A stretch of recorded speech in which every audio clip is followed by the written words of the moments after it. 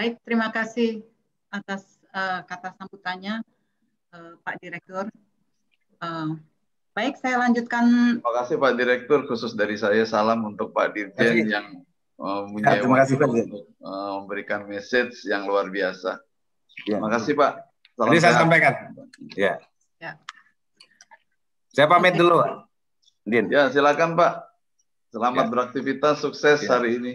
Baik, terima kasih.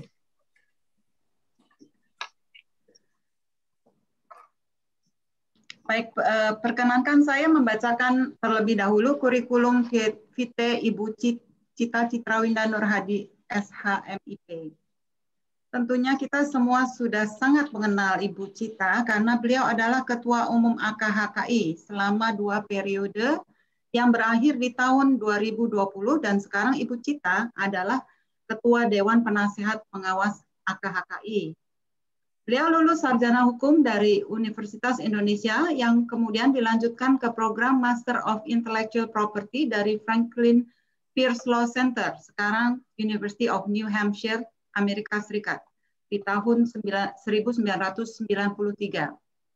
Ibu Cita adalah wanita pertama Indonesia yang memperoleh gelar doktor di bidang ilmu hukum dari Universitas Indonesia dengan predikat cum laude di tahun 1999.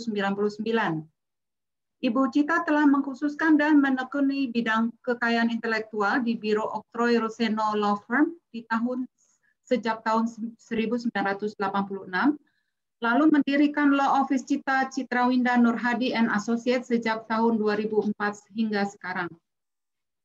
Beliau juga pengajar kekayaan intelektual pada program Pasca Sarjana Fakultas Hukum Universitas Indonesia dan Universitas Krishna Dwipayana, selain juga di Fakultas Kedokteran Universitas Indonesia untuk mata kuliah paten. Ibu Cita banyak menulis karya ilmiah dan menjadi pembicara, narasumber, panelis, dan trainer dalam bidang kekayaan intelektual, menangani kasus-kasus kekayaan intelektual, menjadi saksi ahli dalam berbagai kasus paten, merek, hak cipta, rahasia dagang, dan desain industri di pengadilan, dan pada Komisi Pengawas Persaingan Usaha, juga sebagai panelis pada penyelesaian perselisihan nama domain, PPND. Beliau juga aktif dan berperan penting dalam beragam asosiasi, baik di Indonesia maupun di luar negeri, seperti AKHKI, BAMHAKI, AIPPI, EPAA, AIPA, dan lain-lain. Ibu Cita juga menjadi anggota tim penyusunan rancangan undang-undang, peraturan pemerintah, dan peraturan menteri, serta naskah akademik di bidang kekayaan intelektual dan lain-lain peraturan perundang-undangan. Untuk mempersingkat waktu, maka saya akan segera mempersilahkan Ibu Cita untuk memulai paparannya berjudul Regulasi dan Praktek Perkembangan Perlindungan Merek. Dapat saya sampaikan bahwa setiap pembicara mendapatkan waktu 20 menit untuk menjelaskan paparannya, dan setelah 3 pembicara selesai dengan paparannya, baru akan kita lanjutkan dengan pembacaan proceeding webinar summary oleh Ibu Dr. Nadia Jayadiningrat, SHMH, dari Divisi Riset AKHKI. Baru akan dilanjutkan dengan sesi tanya-jawab. Untuk tanya-jawab, mohon Bapak Ibu peserta webinar dapat membuka link Q&A yang ada dalam chat box supaya lebih efisien. Akan ada hadiah menarik bagi peserta yang bertanya. Terima kasih atas kesabarannya. Sekarang saya persilakan Ibu Cita untuk memulai. Silakan Ibu Cita. Baik, terima kasih. Terima kasih Bu Moderator. Selamat pagi kepada Bapak Dr. Suyut Margono, SH MHum VCARP sebagai Ketua Umum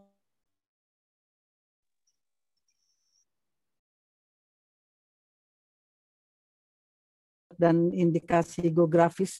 Juga selamat pagi walaupun beliau sudah meninggalkan tempat, dan juga tentunya para pembicara yang nanti akan juga mempresentasikan makalahnya, juga para dosen dan dari perusahaan, advokat, mahasiswa yang juga ikut hadir pada acara webinar pada pagi hari ini. Sesuai dengan topik yang diminta pada saya untuk mempresentasikan pada pagi hari ini adalah mengenai regulasi dan praktek perkembangan pelindungan merek ya. Jadi bukan perlindungan merek tapi pelindungan merek. Jadi sesuai dengan materi yang diminta pada pagi hari ini, tentunya mengingat bahwa banyaknya konsultan Haki juga yang ikut hadir pada acara webinar hari ini, saya hanya menjelaskan secara singkat saja regulasi yang terkait dengan merek dan tentunya juga termasuk konvensi-konvensi internasional di bidang kekayaan intelektual, khususnya di bidang merek, dan juga nanti bagaimana praktek perkembangan perlindungan merek. Jadi regulasi ini saya izin share slide yang akan saya presentasikan. Pertama yaitu kita tahu bahwa undang-undang merek yang berlaku sekarang adalah Undang-Undang Nomor 20 Tahun 2016 tentang merek dan indikasi geografis ya sudah berlaku kurang lebih hampir 5 tahun ya sejak 25 November 2016. Kemudian undang-undang juga yang tak kalah pentingnya adalah Undang-Undang RI Nomor 11 Tahun 2020 tentang Cipta Kerja yang berlaku 2 November 2020. Memang ini sangat penting karena ada perubahan 3 pasal dari Undang-Undang Merek Nomor 20 Tahun 2016 yang sudah dirubah dan diatur di dalam Undang-Undang Cipta Kerja Nomor 11 Tahun 2020 ini. Dan juga penting yaitu Permen Kumham nomor 67 tahun 2016 tentang pendaftaran merek berlaku 30 Januari 2017 dan sebetulnya masih banyak lagi peraturan presiden, peraturan pemerintah ya dan konvensi-konvensi internasional terutama yang sangat penting adalah tentunya multilateral agreement yang terkait dengan atau yaitu persetujuan TRIPS tentang aspek-aspek dagang hak kekayaan intelektual ya. Ini sudah tahu semua saya rasa mengingat banyak konsultan Haki atau konsultan yang berpraktek di bidang merek mungkin sudah bosan nih dengan jelas lagi TRIPS lagi pada tahun kita meratifikasi saja sudah lama 994 tapi tetap pengaturannya substansinya sampai saat ini menjadi penting karena TRIPS juga adalah menjadi hukum positif Indonesia.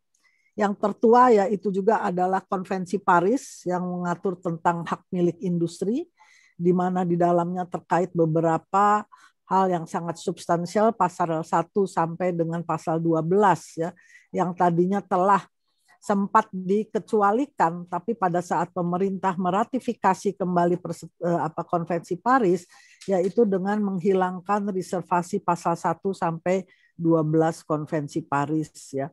Kita memang kalau mengkaji, melihat satu persatu ketentuan dari pasal 1 sampai pasal 12, dalam prakteknya kita tidak bisa lepas dari ketentuan pasal-pasal tersebut. Misalnya dalam kaitan merek, ya ada priority rights diatur dalam pasal 4, ada perlindungan merek terkenal dalam pasal 6 bis, ada unfair competition dalam pasal 10 bis Konvensi Paris ya. Dan kemudian juga ada kepres lainnya yaitu Kepres RI nomor 17 tahun 1997 tentang pengesahan merek ya, Trademark Law Treaty ya, berlaku 7 Mei 1997.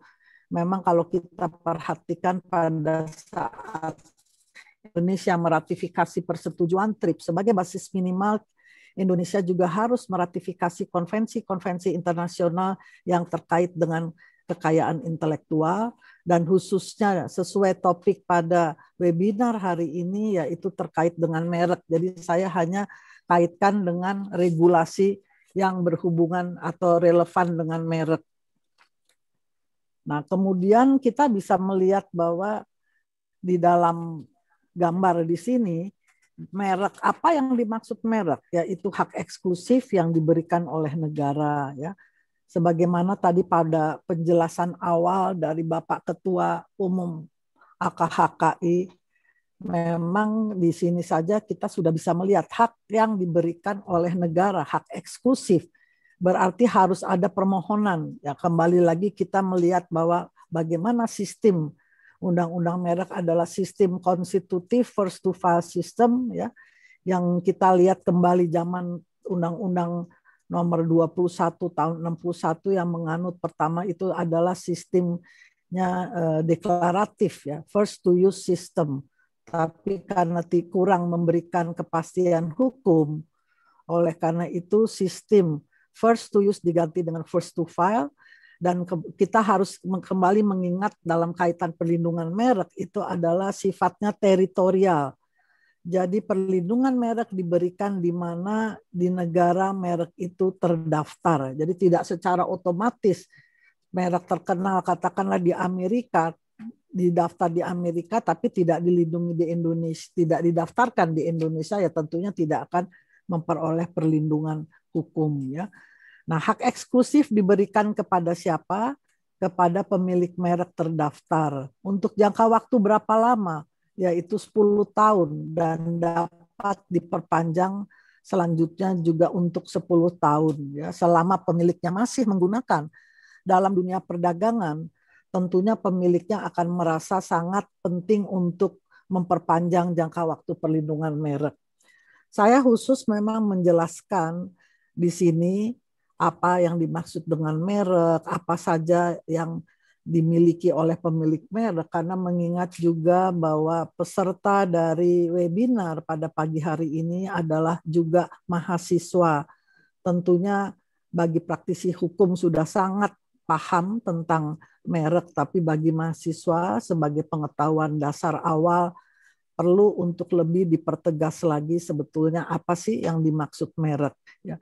Kemudian pemiliknya juga tentunya dapat menggunakan sendiri merek tersebut atau juga dapat merek itu dialihkan atau dijadikan jaminan, sebetulnya dijadikan jaminan fidusia di dalam undang-undang merek sendiri tidak ada pengaturan yang khusus ya dapat dijadikan jaminan fidusia, kecuali memang dalam undang-undang paten dan undang-undang hak cipta secara tegas diatur bahwa hak cipta dan paten dapat dijadikan jaminan fidusia. Tapi untuk merek tidak ada pengaturannya. Padahal dalam prakteknya justru merek ini sangat potensial ya, terutama banyaknya UKM yang memiliki merek yang mana mereka tentunya membutuhkan juga modal di dalam menyelenggarakan bisnisnya maupun juga sebagai modal awal atau modal tambahan. Pemilik merek juga dapat melarang orang lain menggunakan merek tanpa izin ya. Jadi tentunya harus ada selalu izin dari pemilik merek apabila ada orang lain yang menggunakan mereknya. Nah, kemudian di sini kita bisa melihat ya pada slide ini apa sih yang dimaksud merek ya, adalah tanda yang dapat ditampilkan secara grafis. Di sini kita kalau mengikuti perkembangan apa saja cakupan merek dalam definisi ini terlihat memang banyak perubahan, terutama definisi merek yang diatur di dalam Undang-Undang Nomor 20 tahun 2016 ini juga mengatur mengenai merek-merek yang non-tradisional dari Singapore Treaty atau Traktat Singapura ya. Jadi kalau kita lihat ada tambahan definisi merek dalam 2 dimensi, dalam bentuk 2 dimensi atau 3 dimensi, merek suara atau hologram, ini sudah diatur di dalam Undang-Undang Merek dan bisa diperoleh perlindungan. Sebetulnya kalau kita amati bahwa perlindungan merek non-tradisional ini juga termasuk juga adalah aroma, ya, wangi-wangian, ya, scent. Seperti kita tahu bahwa di luar negeri sudah banyak diberikan perlindungan bagi merek aroma, tapi di Indonesia merek aroma belum masuk atau tercakup di dalam definisi merek. Mungkin kita bertanya, apa sih ini merek suara? Kenapa merek suara harus dilindungi? Kita lihat misalnya suara Tarzan, ya, raungan singa pada MGM Studio pada awal sebelum kita melihat film itu ada suara raungan singa pun itu juga sudah didaftarkan sebagai merek.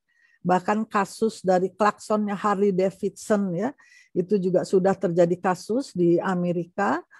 Jadi kita lihat suara Tarzan, suara Extreme Waltz dan sebagainya ini sudah diberikan perlindungan ya. Tapi memang merek aroma tidak tercover mengingat agak sangat sulit ya. Terutama kalau diterapkan di Indonesia, pemeriksa merek itu sudah harus bisa mengetahui terutama campuran-campuran formula kimia. Oh, misalnya merek Chanel itu minyak wanginya ada ciri khas seperti apa, merek Prada, terutama merek-merek yang terkenal, kita bisa bayangkan berapa banyak parfum dan kita sudah tahu ciri khas. Oh, ini minyak wanginya Prada, oh ini minyak wanginya Louis Vuitton misalnya. Nah, jadi itulah kita lihat di dalam perkembangan regulasi divisi merek juga sudah diperluas ya. Dan tentunya merek harus digunakan pada barang dan atau jasa yang diproduksi baik oleh individu, orang maupun badan hukum dalam kegiatan barang dan jasa. Nah, kemudian kita lihat lagi dalam hal ini, undang-undang merek membedakan di dalam pengaturannya, jenisnya. Ada merek dagang, misalnya contohnya Nike, ya, Sariwangi, Sari Ayu, Mustika Ratu. Kemudian ada merek jasa di sini ya, merek jasa atau merek yang memang digunakan pada jasa yang diperdagangkan oleh seseorang atau beberapa orang yang secara bersama-sama atau badan hukum untuk membedakan dengan jasa sejenis lainnya ya. Jadi kita bisa lihat ada Garuda Indonesia ya, jasa penerbangan, restoran, hotel ya. Kemudian bank, perbankan. Saya masih ingat tahun 92, Undang-Undang Nomor 19 tahun 992 yang diberlakukan pada 1 April tahun 993, Undang-Undang merek yang perubahan dari undang-undang sebelumnya, itu justru yang mengatur pertama kali perlindungan bagi merek jasa. Ya. Dan Undang-Undang Nomor 19.992 tentang merek yang berlaku 1 April 93 juga undang-undang yang merubah sistem deklaratif menjadi sistem konstitutif untuk memberi kepastian hukum. Nah, ada merek lainnya yaitu merek kolektif ya. Merek kolektif ini juga diatur dalam undang-undang merek ya, di mana merek yang digunakan pada barang dan atau jasa dengan karakteristik yang sama mengenai sifat ya, mengenai sifatnya dan sebagainya dari mutu barang, jasa serta pengawasannya yang diperdagangkan oleh beberapa orang atau badan hukum secara bersama-sama untuk membedakan barang atau jasa sejenis lainnya. Kita lihat di sini gabungan ya, kolektif di sini. Nokia dan Siemens Network. Ini ada kerjasama, sepakat mereka, perusahaan ini bersama-sama sepakat menggunakan merek kolektif Nokia Siemens Network. Padahal kita lihat Nokia perusahaannya berbeda dengan Siemens Network. Begitu juga untuk merek Sony Ericsson ya. Sony Ericsson ini juga kalau kita perhatikan ini dua merek ya, secara kolektif baik perusahaan Sony dan Ericsson sepakat bahwa merek yang digunakan adalah Sony Ericsson ya. Nah, kemudian kita lihat di sini lainnya yaitu tentunya Undang-Undang Cipta Kerja, Undang-Undang Cipta Kerja yang berlaku tanggal 2 November 2020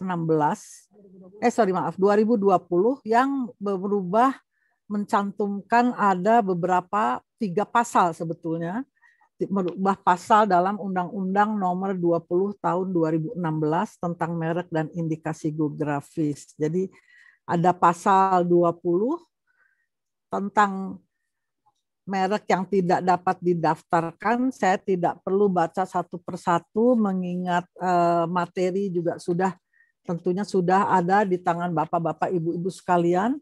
Kemudian pasal 23 di sini terkait dengan pemeriksaan substantif ya. Kemudian ada pasal lainnya yaitu pasal 25 ya. Jadi 3 pasal ini sudah dirubah ya, yang dimuat di dalam Undang-Undang Cipta Kerja yang mana 3 pasal ini tentunya juga sangat penting ya, mengapa sampai harus direvisi. Ya, jadi sudah dimuat di dalam Undang-Undang Nomor 11 Tahun 2020 tentang Cipta Kerja ya. Nah, selanjutnya saya akan menjelaskan tentang praktek perkembangan merek. Memang saya pada kesempatan ini tidak akan menjelaskan atau menegaskan mengenai pertanggungjawaban hukum ya terhadap peredaran produk barang barang palsu dalam perdagangan online. Jadi tidak menjelaskan materi-materi terkait tadi safe harbor ataupun dalam kaitan perdagangan online, tetapi saya lebih menjelaskan bagaimana yang sebetulnya di dalam praktek perkembangan pelindungan merek ada hal-hal lain yang sebetulnya sudah berlaku di luar negeri atau berlaku secara internasional ya. Saya ambil contoh misalnya sekarang dilusi merek, trademark dilution. Kalau kita perhatikan dilusi merek ini di luar negeri sudah banyak sekali kasus-kasus. Memang semua intinya kalau sudah bicara dilusi merek, ini kita tidak bisa pisahkan ya. Sebetulnya juga bisa menjadi kajian kita bersama, mengingat kalau kita hanya melihat pada undang-undang merek ya, Undang-Undang Nomor 20 Tahun 2016 tentang merek dan indikasi geografis, itu dalam undang-undang merek kita memang tahu ada sekarang kriteria merek terkenal ya, kemudian mengenai merek yang harus ditolak dan tidak dapat didaftarkan itu semata-mata semua pengaturan apabila merek itu mengandung persamaan pada pokoknya maupun keseluruhannya. Tapi tidak ada secara tegas mengatur dalam hal ini tentang dilusi merek. Apa sih sebetulnya yang dimaksud dilusi merek? Yaitu adalah kekuatan ya penurunan kekuatan keefektifan merek dagang yang disebabkan oleh penggunaan merek pada produk yang tidak terkait, biasanya mengaburkan karakter khas merek dagang atau menodainya dihubungkan dengan hal-hal yang tidak menyenangkan ya. Pencemaran merek dagang dapat terjadi meskipun penggunaannya tidak kompetitif dan tidak menimbulkan kebingungan. Sedikit saya menjelaskan, ada 2 jenis dilusi atau dilution, yaitu pertama tarnishment, yaitu pencemaran, di mana terkait pencemaran, yaitu asosiasi yang muncul dari kesamaan antara merek atau nama dagang dan merek terkenal yang merusak reputasi merek terkenal. Dipertegas di sini merusak reputasi merek terkenal.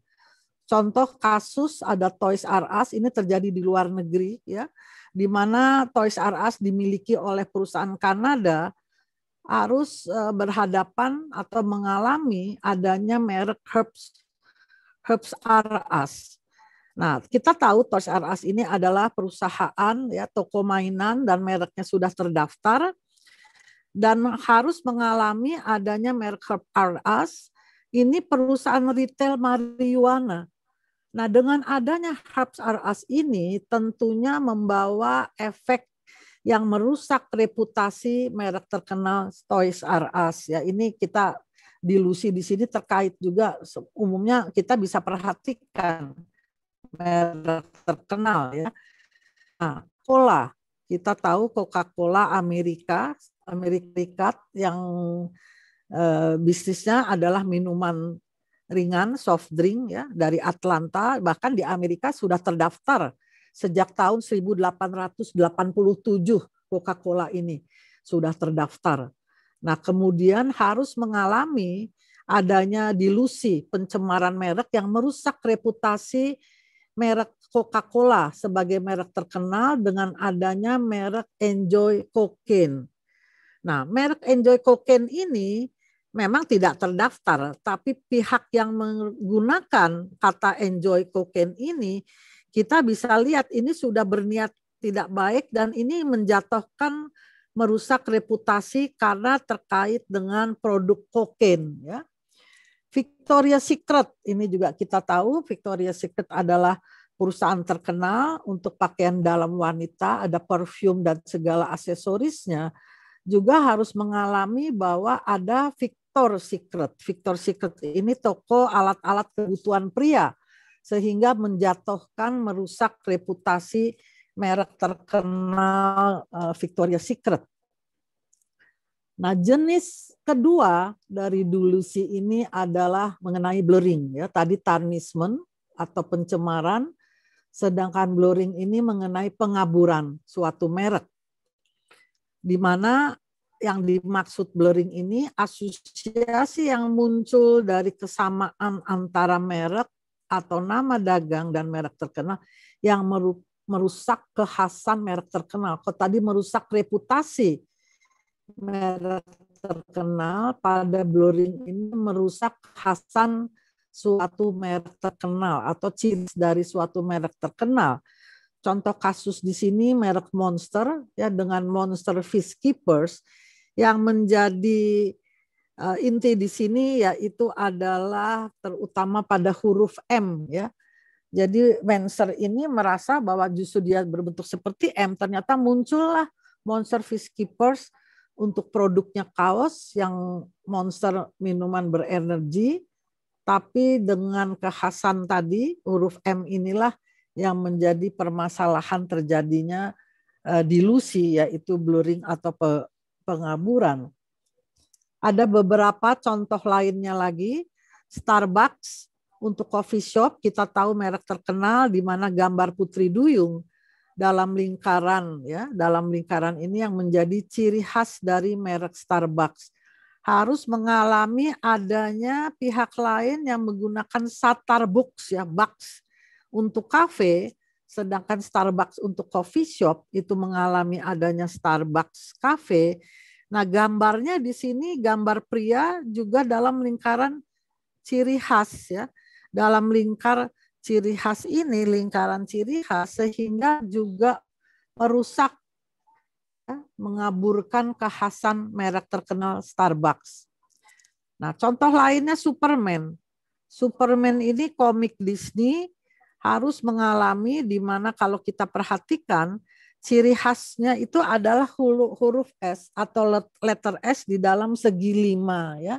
Di dalam kotak ini segi 5, ada segi 5 lainnya, S itu di dalam segi 5, harus mengalami adanya penggunaan merek Superwoman ini terkait yaitu perusahaan real estate. Jadi kalau dipikir tidak ada sama sekali kaitan dengan jenis usaha yang dilakukan, tetapi merek Superwoman di mana terdiri dari letter S dan W ini mengaburkan merek Superman karena kata S ya, dan juga karena menggunakan sama yaitu huruf S di dalam segi 5 ya.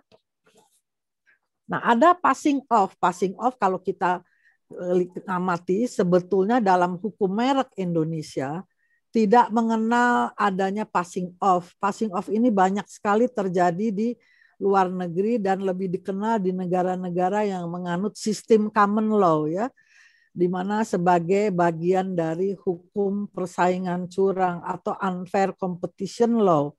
Nah, passing off sendiri sebetulnya lebih banyak menekankan adanya pemboncengan reputasi. Pemboncengan reputasi dari merek terkenal sehingga dapat menyebabkan penyesatan, ya tadi tentunya likelihood of confusion, dan tindakan tersebut dilakukan oleh pelaku usaha yang tidak jujur dalam praktek perdagangan.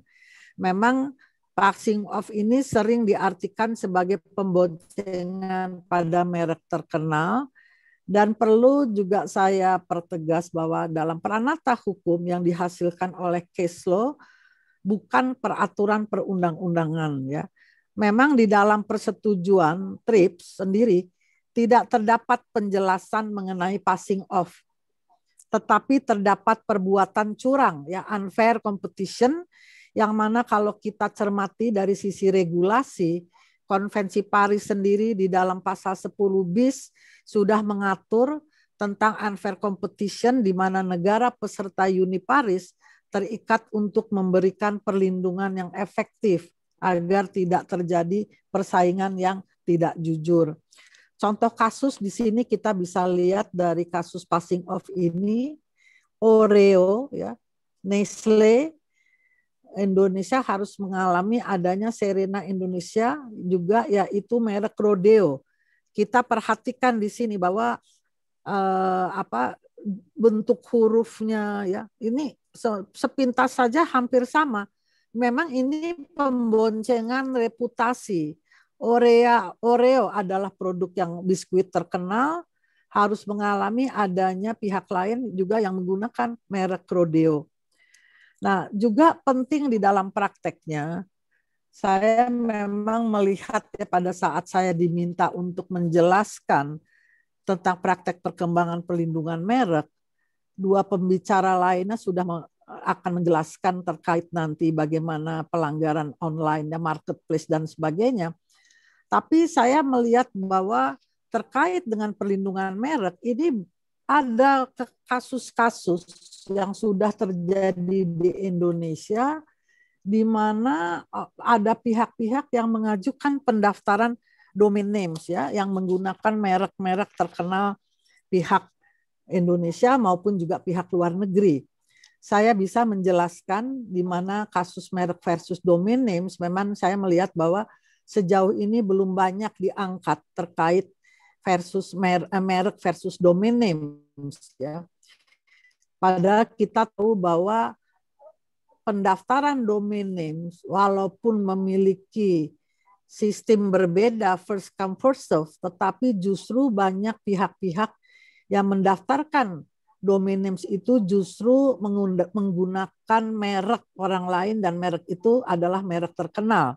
Contoh kasus misalnya pertama yaitu Netflix Incorporated dari Amerika versus Netflix Indonesia, Netflix.id Indonesia. Merek Netflix ini sebetulnya juga sudah terdaftar pertama kali di Amerika tahun 997, ya. Nah, kita bisa lihat merek Netflix 997 di Amerika terdaftar di bidang jasa penyedia video streaming, ya, online DVD, Blu-ray disc rental, ya, terdaftar di Indonesia tahun 2012. Tapi kemudian harus mengalami adanya pihak lain dari Indonesia di mana mendaftarkan sebagai domain names yaitu netflix.id. Ternyata pada websitenya tidak ada konten sama sekali. Ya, jadi kita mengetahui apa sebetulnya niat dari orang yang mendaftarkan netflix.id ini yang menggunakan merek terkenal Netflix dari Amerika Serikat, ya. Kemudian ada kasus yang berikutnya, misalnya produk Remy Martin ini adalah anak perusahaan Remy Cointreau de Group dari Perancis yang sudah memiliki merek Remy Martin, dan kita tahu merek Remy Martin ini adalah merek terkenal untuk minuman beralkohol. Juga terdaftar di Indonesia, Remy Martin ini di Indonesia saja sudah terdaftar sejak 1976. Tapi kemudian merek Remy Martin ini didaftarkan sebagai nama domain, ya. Nama domain remymartin.id, ya, .id, ya, oleh pihak Indonesia. Nah, kalau kita perhatikan dua kasus ini adalah sama, ya, sama bahwa terkait di sini tentunya mengandung unsur-unsur. Pertama, kepemilikan nama domain itu ya sebetulnya walaupun Pandi di sini yang melakukan pencatatan terhadap nama domain Indonesia punya sistem yang berbeda first come first serve. Tapi ternyata tidak lepas dari pihak-pihak yang ingin membonceng juga keterkenalan merek, suatu merek milik orang lain dengan mendaftarkannya sebagai nama domain yang ujung-ujungnya jual beli nama domain. Sama, oleh karena itu bahkan Amerika mengeluarkan Cyber Squatters Law itu terkait dengan banyaknya pihak-pihak yang mendaftarkan nama domain dengan membonceng atau menggunakan merek terkenal milik pihak lain ya. Oleh karena itu akhirnya masalah ini pihak yang menjadi pemilik merek terkenal harus mengalami mereknya diajukan, didaftarkan sebagai nama domain, telah mengajukan keberatan kepada PPND ya, atau singkatannya adalah perselisihan penyelesaian nama domain ya. Nah, ini ya, baik, ini yang terakhir juga merek terkenal yang menggunakan unsur generik ya. Kita sendiri tahu bahwa dalam undang-undang merek sudah diatur juga sebetulnya dilarang untuk mendaftarkan merek-merek yang sudah merupakan nama domain ya, nama umum menyebutkan barang atau jasa yang dimohonkan pendaftarannya. Misalnya kita lihat dalam pasal 20 Undang-Undang Merek dan Indikasi Geografis, merek yang tidak dapat didaftar, pasal 20 huruf B, yaitu merek yang sama dengan atau berkaitan dengan atau hanya menyebut barang dan atau jasa yang dimohonkan pendaftarannya, atau pasal 20 huruf F merupakan nama umum dan atau lambang milik umum. Jadi kalau kita lihat di sini merek terkenal yang menggunakan unsur generik ya, teh botol ya, atau Aqua, Supermi ya. Kemudian juga merek yang deskriptif, bersifat deskriptif, bahkan kadang-kadang ditambahkan dengan varian ya, penambahan kata-kata misalnya kata strong atau fresh atau kata wet atau clean. Sebetulnya ini sudah arti kata yang deskriptif dan merupakan kata umum dalam bahasa Inggris yang memang memiliki arti yang bersifat deskriptif. Terkait pelindungan tergantung pada barang-barangnya. Biasanya kata-kata ini atau varian berupa penambahan kata ini ditambah pada merek-merek utamanya ya, tambah menjadi merek utama atau misalnya merek pokoknya. Nah, oleh karena itu bahwa penggunaan kata yang deskriptif itu sebetulnya tidak dapat dimonopoli oleh pihak manapun untuk jenis-jenis barang yang terkait ya, terutama biasanya dikaitkan dengan merek pokok atau merek utama. Dan kemudian juga ada, jadi karena dalam perkembangan biasanya ya, perkembangan baik, ini untuk terakhir bahwa memang inilah tadi beberapa contoh kasus-kasus merek yang terjadi belakangan di dalam prakteknya yang memerlukan juga tentunya dari pengaturan yang dari sisi substantif yang belum dimuat di dalam Undang-Undang Nomor 20 Tahun 2016. Baik, saya rasa sudah saya akhiri. Terima kasih atas perhatiannya. Oke, terima kasih Ibu Cita atas paparannya yang sangat komprehensif mengenai apa itu merek, juga perluasan cakupan merek termasuk suara, hologram, dan aroma. Regulasi-regulasi tentang merek dan yang berkaitan dengan merek di Indonesia termasuk semua perubahannya dalam Undang-Undang Cipta Kerja serta proses pendaftaran suatu merek di Indonesia. Juga memaparkan mengenai praktek-praktek curang dalam bidang merek yang saat ini banyak dilakukan baik di Indonesia maupun di luar negeri. Menarik sekali paparan Ibu Cita tentang praktek dilusi merek yang efeknya menurunkan kekuatan keefektifan suatu merek yang belum diatur dalam sistem peraturan kita tentang merek, yaitu tarnishment atau pencemaran seperti dicontohkan dengan merek Coca-Cola dan Enjoy Cocaine yang cara penulisan dan warnanya mirip. Blurring atau pengaburan yaitu asosiasi yang muncul dari kesamaan antara suatu merek dan merek terkenal yang efeknya merusak kekhasan merek terkenal tersebut, seperti dicontohkan dalam kasus merek logo Monster melawan Monster Peacekeepers. Passing off, yaitu perbuatan membonceng reputasi merek terkenal dengan tindakan penyesatan seperti kasus merek Oreo melawan Rodeo. Selain itu, marak juga kasus-kasus yang orang mendaftarkan domain name menggunakan merek terkenal milik pihak lain seperti Netflix Inc. melawan netflix.id. Bapak Ibu peserta webinar yang kami hormati, kini giliran pembicara kedua yang akan memberikan pencerahan tentang sistem penegakan dan penindakan hukum terhadap produk palsu dalam perdagangan online dari sisi pemangku kebijakan. Dapatlah saya bacakan biodata singkatnya terlebih dahulu dari Bapak Ahmad Rifadi, SH.MSI, yang dalam hal ini mewakili Direktur Penyidikan dan Penyelesaian Sengketa dari Direktorat Jenderal Kekayaan Intelektual. Bapak Ahmad Rifadi memperoleh sarjana hukum dari Universitas Lampung pada tahun 1998 dan Magister Sains dari Universitas Indonesia di tahun 2027. Bapak Ahmad Rifadi memulai karirnya pada Direktorat Merek, Direktorat Jenderal Kekayaan Intelektual di tahun 2000 dan beberapa kali rotasi ke berbagai seksi. Pada tahun 2013, beliau menjadi Kepala Seksi Administrasi Komisi Banding Desain Industri dan Dewan Hak Cipta dari Direktorat Hak Cipta Desain Industri, Desain Tata Letak Sirkuit Terpadu dan Rahasia Dagang. Tahun 2014 menjadi Kepala Seksi Lembaga Manajemen Kolektif pada Direktorat Hak Cipta dan Desain Industri. Pada tahun 2016 menjadi Kepala Seksi Pertimbangan Hukum dan Litigasi pada Direktorat Hak Cipta dan Desain Industri.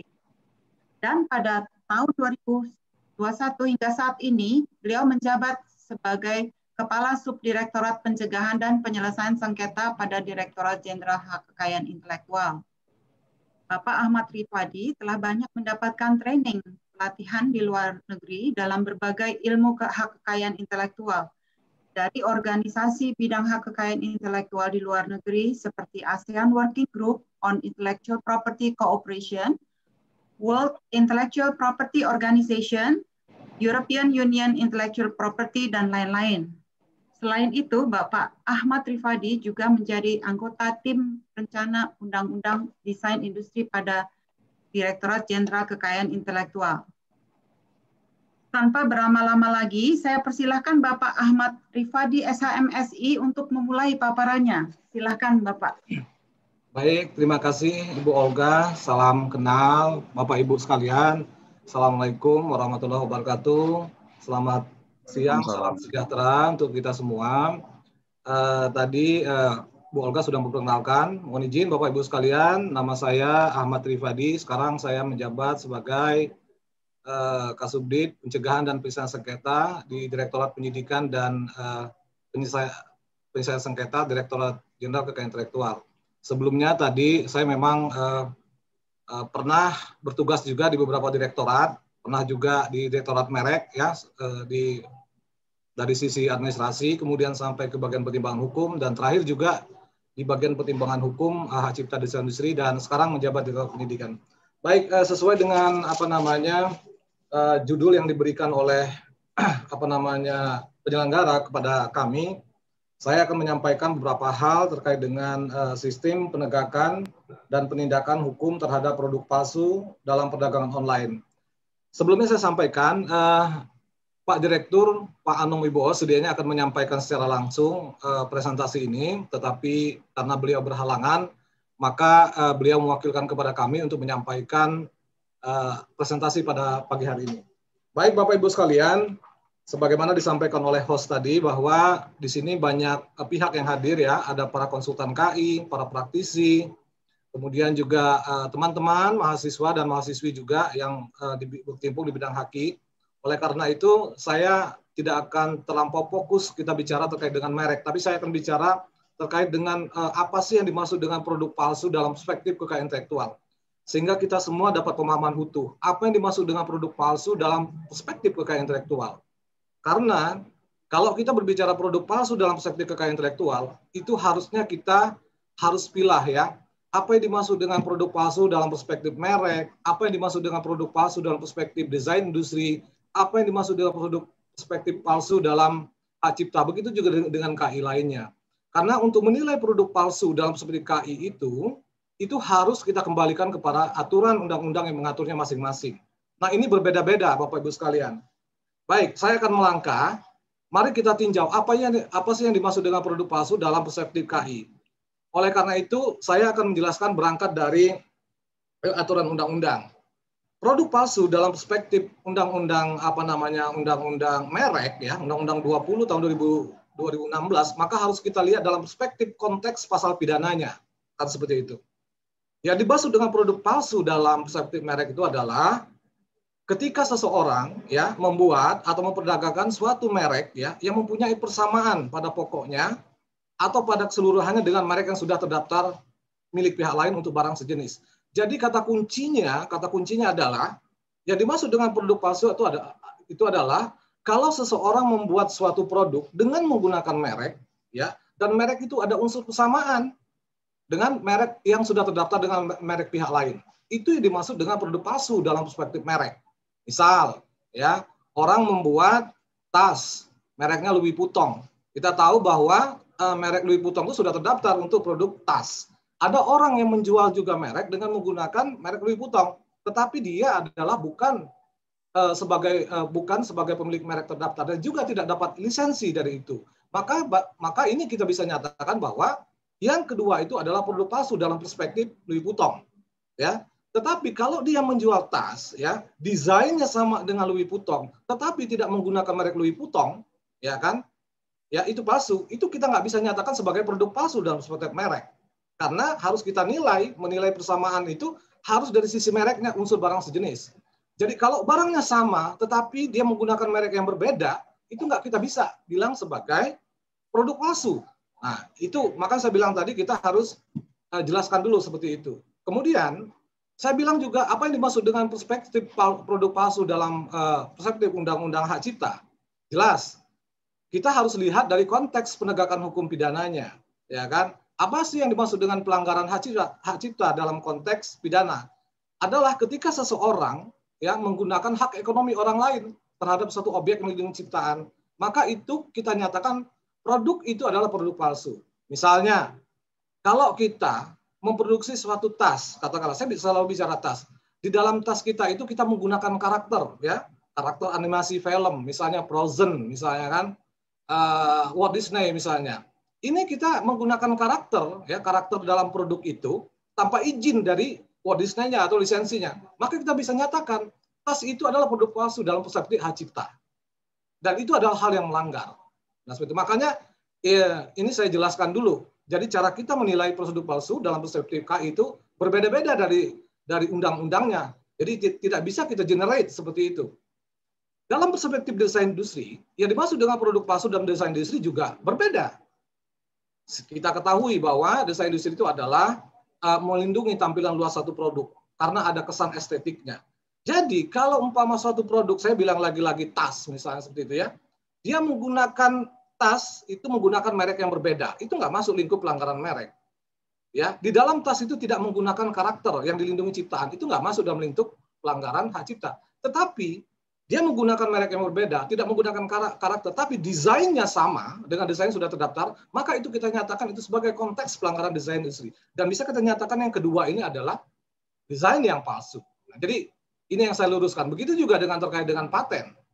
Terkait dengan paten adalah yang dimaksud dengan pelanggaran paten apabila seseorang itu menggunakan teknologi yang dilindungi paten yang sudah terdaftar. Jadi ini yang dimaksud dengan produk palsu dalam perspektif kekayaan intelektual. Jadi harus kita kembalikan dulu ke marwah undang-undangnya masing-masing. Bapak Ibu sekalian, kita ketahui bahwa kalau kita bicara terkait dengan penegakan hukum kekayaan intelektual, semuanya sudah merupakan delik aduan ya, tidak ada lagi delik biasa. Memang yang terakhir menjadi delik aduan itu adalah Undang-Undang Nomor 28 tahun 2014 tentang hak cipta. Kalau undang-undang yang terkait dengan hak milik industri, yang lainnya semuanya sudah merupakan satu delik aduan. Artinya di sini para pemilik KI, para pemegang lisensi dituntut untuk berperan aktif, ya, untuk melakukan controlling atau melakukan monitor terhadap penggunaan intellectual property-nya, apakah ada pelanggaran atau tidak. Jadi jangan pasif saja. Dan ini memang karena memang yang paling tahu adanya suatu pelanggaran kalau kita perspektif KI itu tentu adalah pemilik KI itu sendiri. Oleh karena itu jangan ketika kita sudah punya hak kekayaan intelektual sudah terdaftar, tetapi kita diam saja, ya kan? Oleh karena itu delik aduan ini punya juga impact yang positif, ya. Ini harus peran serta aktif dari pemilik KI. Lanjut Bu, next slide. Saya akan menyampaikan tidak terlampau rinci ya, karena nanti akan ada diskusi. Nah, ini tadi saya sampaikan tadi, perspektif kita dalam menilai produk palsu. Nah, produk palsu adalah kalau dia terkait dengan merek, ada unsur persamaan, kalau hak cipta menggunakan karakter hak cipta orang lain, juga seperti itu. Nah, sekarang kan banyak nih, ya kan? Karena memang kalau kita berbicara pelanggaran KI itu kadang-kadang ada irisan. Ada irisan antara pelanggaran merek, antara pelanggaran hak cipta, ada pelanggaran desain, seperti itu. Sebagai contoh misalnya begini, kita pernah masuk suatu kejadian, ya, saya tidak akan masuk kepada real case-nya terkait dengan pelanggaran merek yang beririsan dengan desain industri. Jadi ada minuman kesehatan, apalagi di era pandemi sekarang itu kan minuman-minuman kesehatan, misalnya jahe dan seterusnya ini kan sangat banyak lah laku orang beli gitu ya kan, karena memang itu bisa katakanlah mungkin mencegah COVID atau meningkatkan imun tubuh. Satu, dalam hal ini adalah sebagai pemilik merek, tapi desainnya dipegang oleh pihak yang lain. Dan satu antara keduanya tidak mendaftarkan, yang merek nggak mendaftarkan desain, yang desain nggak mendaftarkan sebagai merek. Nah ini menjadi kasus pidana. Kenapa? Yang satu dipidanakan dalam konteks merek, yang satu lagi dipidanakan dalam konteks desain. Nah seperti itu, ini banyak terjadi seperti itu. Atau ya seperti itu. Kita mempunyai merek, tetapi di dalam merek kita itu ada beberapa karakter, sebenarnya ada beberapa karakter. Banyak itu kalau merek itu kan bisa merupakan kata, lukisan gitu kan. Nah lukisannya kan bisa dilindungi juga sebagai suatu karakter dan merupakan objek yang dilindungi ciptaan. Maka ini banyak yang tumpang tindih. Ya kan, ada orang mendaftarkan hak ciptanya, kemudian ada juga yang mendaftarkan mereknya, ini tumpang tindih. Akibatnya terjadi pelanggaran apakah itu merek, apa hak cipta dan desain industri gitu. Oleh karena itu memang harus kita kembalikan kepada aturan masing-masing untuk menilai apa sih yang masuk dengan produk palsu dan positif KI. Harus kita kembalikan kepada undang-undang organik yang mengaturnya masing-masing. Kalau kita bicara merek, mari kita kembalikan kepada undang-undang merek. Begitu juga kalau kita bicara terkait dengan hak cipta. Lanjut, Bu. Nah, Bapak Ibu sekalian, kalau kita bicara masalah bagaimana sih tanggung jawab marketplace e-commerce dalam suatu transaksi perdagangan elektronik. Nah, lagi-lagi saya berbicara ini dalam konteks kekayaan intelektual.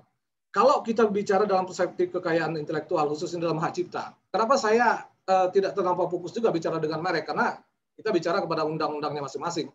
Dalam ketentuan undang-undang merek itu, ada suatu ketentuan bahwa kalau kita menemukan suatu marketplace atau website, katakanlah seperti itu, yang memuat konten ya yang beririsan, yang melanggar hak cipta atau hak terkait. Kalau hak cipta itu kan tentu yang terkait dengan hak seni, sastra, ilmu pengetahuan. Kemudian kalau hak terkait itu misalnya terkait dengan fonogram, kemudian karya pelaku pertunjukan, musik dan seterusnya. Dan konten itu adalah konten infringement, ya, website itu adalah ilegal begitu ya.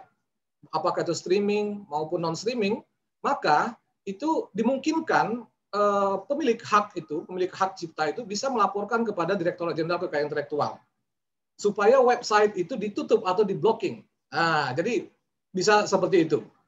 Nah, tetapi memang dalam proses pelaporan itu ya Anda harus buktikan apakah Anda punya legal standing ya, apakah Anda memang IP right owner ya kan, apakah Anda seorang pemegang lisensi seperti itu. Dan Anda harus di dalam laporan Anda itu harus Anda terangkan peristiwanya ya kan, websitenya apa saja yang melanggar. Kalau ternyata dari hasil verifikasi kita nanti website itu memang betul infringement, nanti website itu kita bisa block, bisa kita tutup.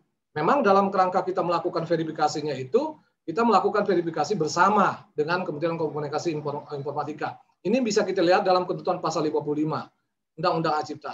Pasal ini sudah dibuat Joint Minister Regulation antara Menteri Hukum dan HAM dengan Kominfo ya terkait dengan penutupan website blocking seperti itu.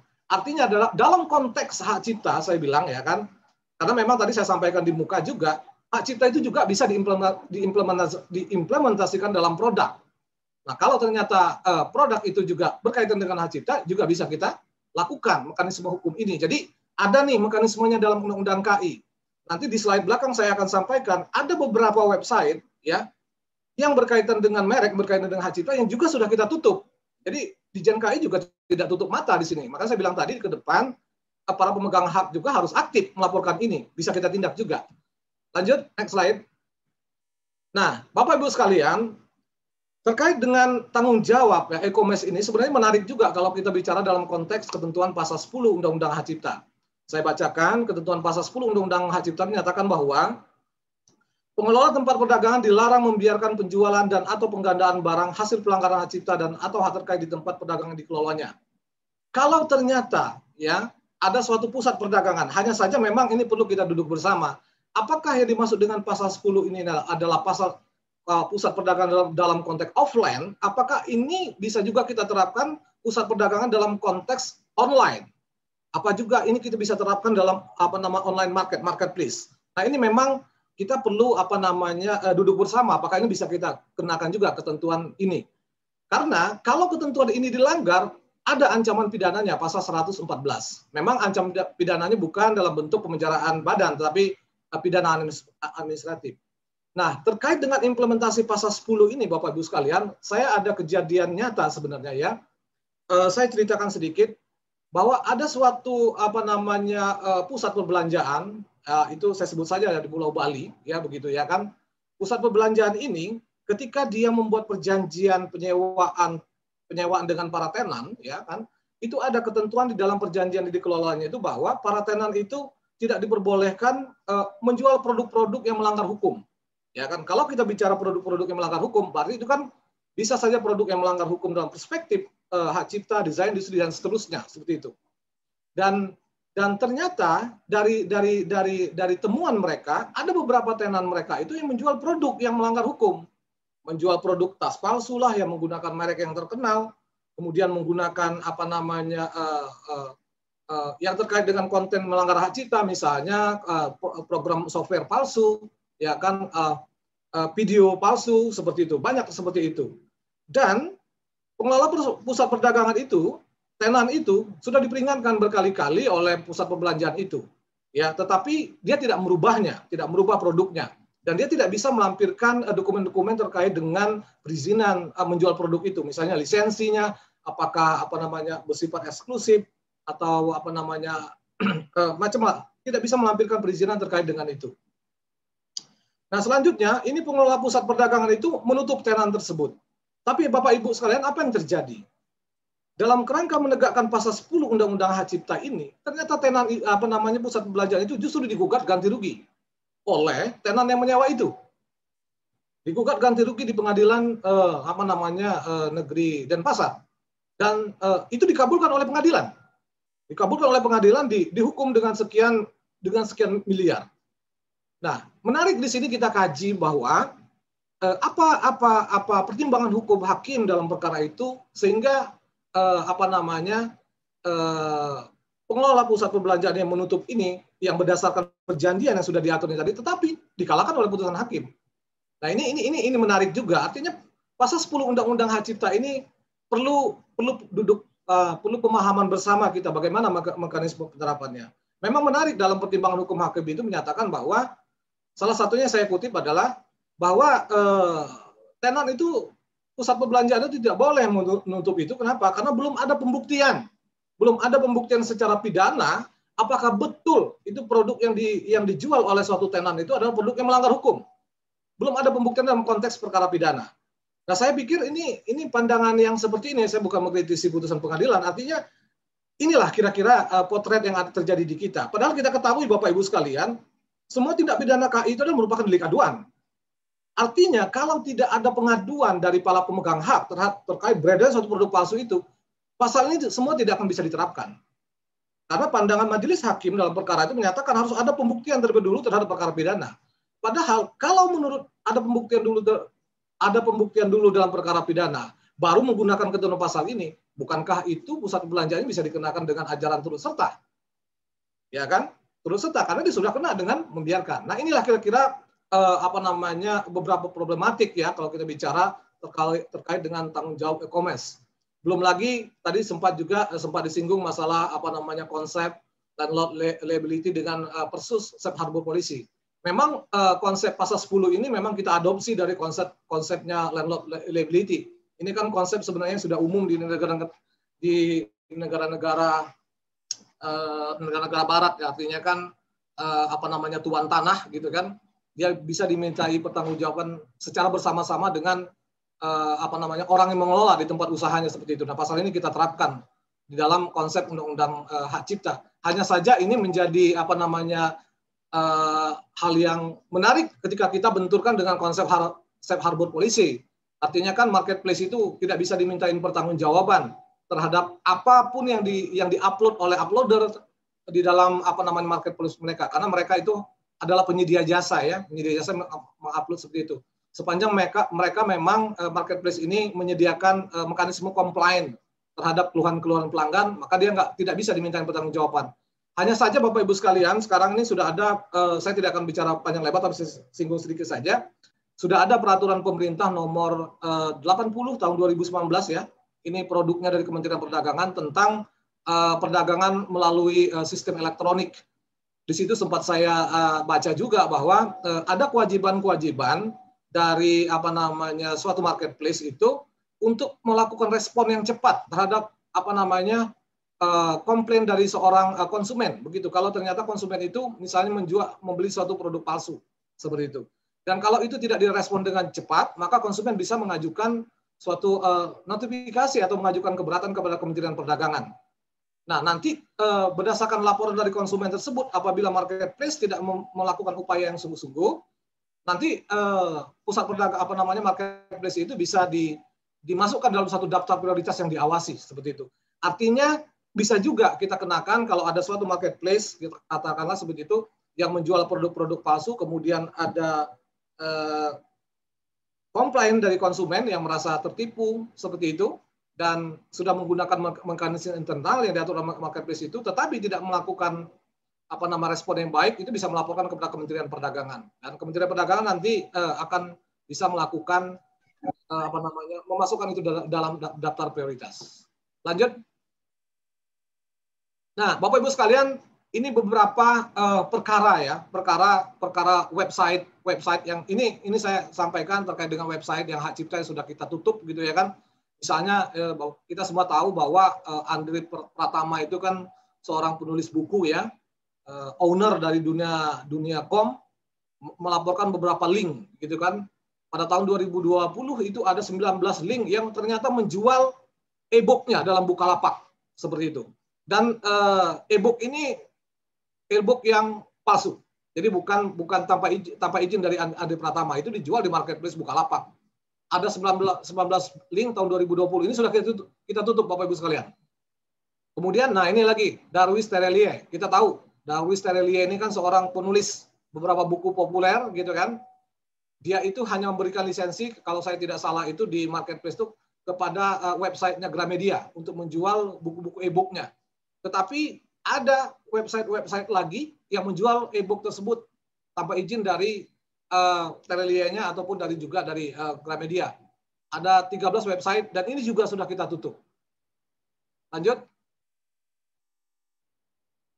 Nah, sekarang kita bicara terkait dengan website yang terkait dengan merek yang sudah kita tutup. Bapak Ibu sekalian, sebenarnya kalau kita berbicara penjualan produk palsu di dalam suatu sistem elektronik seperti itu, memang kalau kita bicara dalam undang-undang hak cipta itu tidak ada mekanisme pertanggungjawabannya apakah bisa kita tutup atau tidak, tetap dalam undang-undang merek. Tetapi kalau dalam undang-undang hak cipta bisa kita lakukan. Nah, ini pernah terjadi. PT Modena ini kan adalah produk-produk produsen elektronik ya, misalnya kompor gas, kulkas dan seterusnya. Pernah ada website tahun 2020 yang memasarkan produk dari Modena ini dengan memuat katalog produk. Jadi katalog produknya Modena itu diambil sama dia, kemudian dipasarkan. Katalog produknya itu dipasarkan dalam satu website. Nah, ini websitenya bisa kita tutup. Pertimbangannya kenapa? Karena katalog produk itu bisa kita lindungi sebagai suatu karya seni, sebagai suatu karya hak cipta. Makanya yang kita tutup, yang kita sampaikan imprinsementnya itu bukan produknya, tetapi katalog produknya.